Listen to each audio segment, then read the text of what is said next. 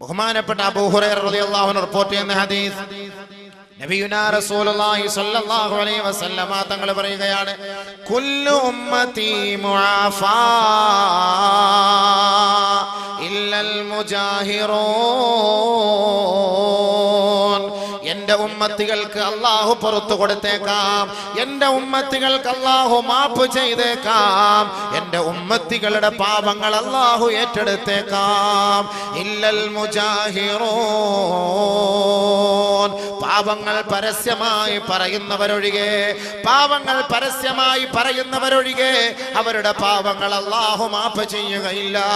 ശേഷം ആദരവായ റസൂലുള്ളാഹി തങ്ങൾ പറയുകയാണ്, വ ഇന്ന മിനൽ മുജാനാ وإن من المجانا أن يعمل رجل بالعمل عملا أن يعمل رجل بالليل ثم ينشر ثم يصبح فقد ستره الله فقال يا فلان عملت البارحة كذا وكذا. ബഹുമാനപ്പെട്ട അബൂ ഹുറൈറ റളിയല്ലാഹു തആല അൻഹു റിപ്പോർട്ട് ചെയ്യുന്ന ഹദീസ്, ആദരവായ റസൂലുള്ളാഹി സ്വല്ലല്ലാഹു അലൈഹി വസല്ലമ തങ്ങൾ പറയുകയാണ്, എൻ്റെ ഉമ്മത്തികൾക്ക് അല്ലാഹു പുറത്തു കൊടുത്തേക്കാം, എൻ്റെ ഉമ്മത്തികളുടെ പാപങ്ങൾ അല്ലാഹു മാപ്പ് ചെയ്തേക്കാം.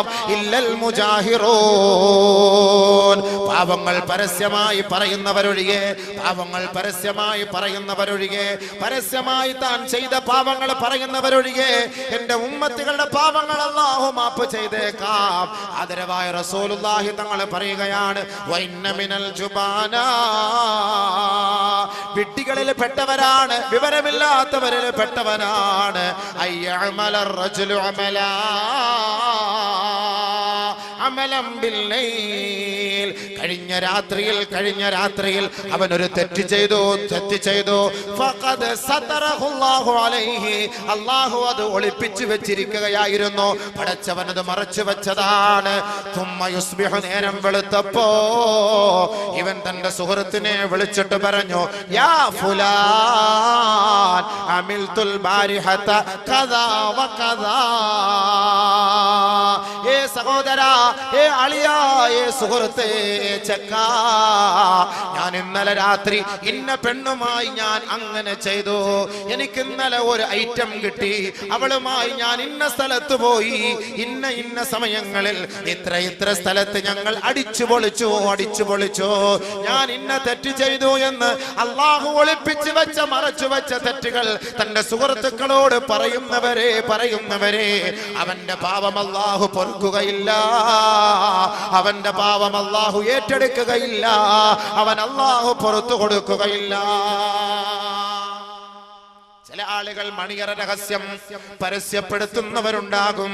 തന്റെ ഭാര്യയുമായി ബന്ധപ്പെട്ട രീതികളും, തന്റെ ഭാര്യയുമായി എങ്ങനെ ബന്ധപ്പെട്ടു എന്നും, ഇന്നലെ രാത്രി ഞാൻ മണിയറയിൽ കഴിഞ്ഞതെങ്ങനെയാണ്, എന്റെ ഭാര്യയോടൊപ്പം കഴിഞ്ഞതെങ്ങനെയാണ്, എന്റെ ഭാര്യയെ ഞാൻ തൃപ്തിപ്പെടുത്തിയതെങ്ങനെയാണ്, ആ ശരീരത്തിന്റെ ഓരോ ഘടനകൾ പോലും വിവരിച്ചുകൊണ്ട് മണിയറ രഹസ്യങ്ങൾ പരസ്യപ്പെടുത്തുന്നവരെ ലോകത്തിന്റെ പുത്രൻ മുഹമ്മദ് മുസ്തഫ സല്ലല്ലാഹു അലൈഹി വസല്ലമ തങ്ങൾ വളരെ വളരെ ഗൗരവത്തോടു കൂടിയാണ് അവർക്കെതിരെ പ്രഖ്യാപിച്ചത്. ഇന്ന മിൻ ശർരിന്നാസി മൻസിലാ യൗമൽ ഖിയാമ,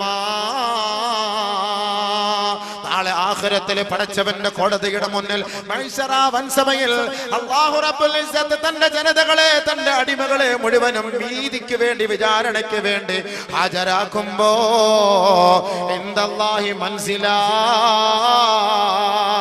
ഇന്ന ശർറന്നാസി ഇൻദല്ലാഹി മൻസിലാ, അല്ലാഹുവിന്റെ അടുക്കൽ ഏറ്റവും നികൃഷ്ട ജീവി ആരെന്നറിയുമോ, അല്ലാഹുവിന്റെ അടുക്കൽ ഏറ്റവും വൃത്തികെട്ടവൻ ആരെന്നറിയുമോ, പടച്ച തമ്പുരാന്റെ കോപത്തിനും അല്ലാഹുവിന്റെ ശാപത്തിനും പാത്രീഭവിച്ചവൻ ആരെന്നറിയുമോ, റജുലുൻ, ഒരു ഭർത്താവാണ്, റജുലുൻ, ഒരു പുരുഷനാണ്, യുഫ്ളി ഇലാ ഇംറഅതിഹി, തന്റെ ഭാര്യയുമായി രാത്രി ശയിച്ചിട്ട്, തന്റെ ഭാര്യയുമായി മണിയറയിൽ രഹസ്യം പങ്കു പങ്കിട്ടിട്ട്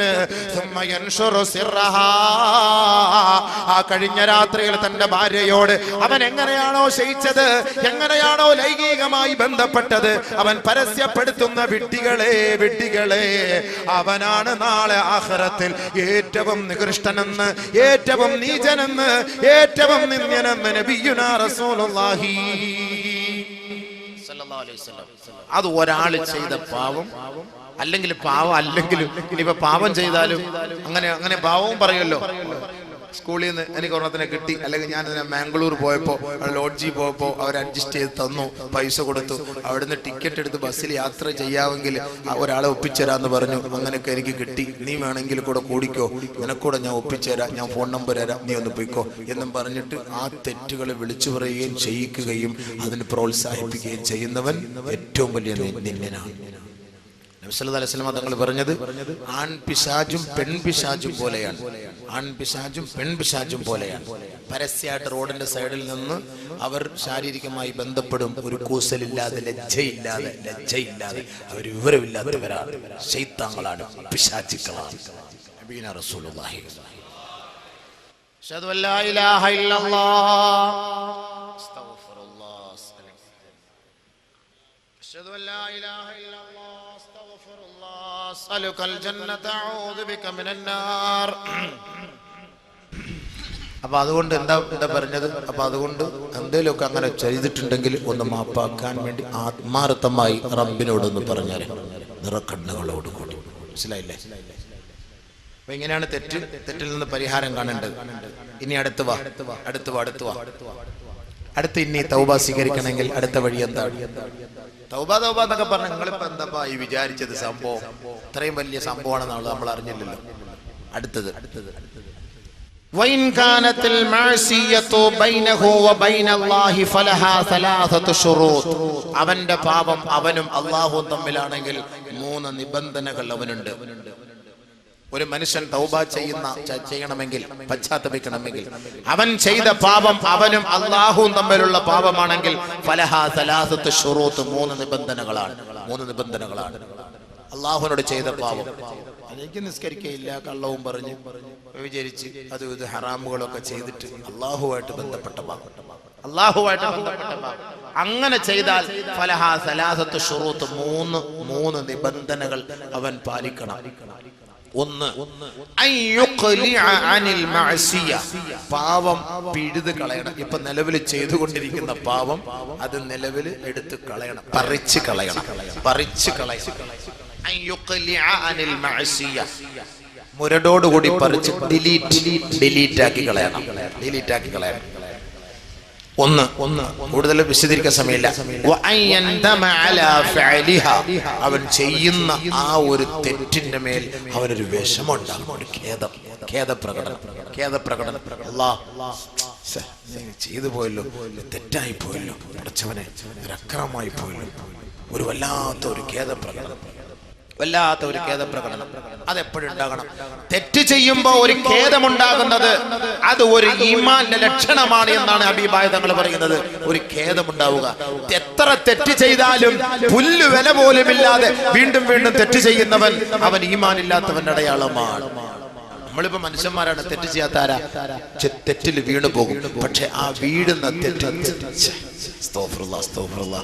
തെറ്റായി പോയല്ലോ പഠിച്ചോനെ, അത് വേണ്ടായിരുന്നു അല്ലേ എന്നൊരു മനോദുഃഖമുണ്ടല്ലോ. ആ മനോദുഃഖമാണ് അവനെ അല്ലാഹു ഇഷ്ടപ്പെടാൻ ഒരു കാരണം. ചില ആളുകൾ ഇങ്ങനെ തെറ്റ് ചെയ്തുകൊണ്ടേയിരിക്കും, ഒരു പേടിയില്ല, ഒരു കൂസലുമില്ല. ഇവൻ ഈമാൻ ഇല്ലാത്തവൻ, അവന്റെ ഹൃദയം എന്തായി പോകുന്നു.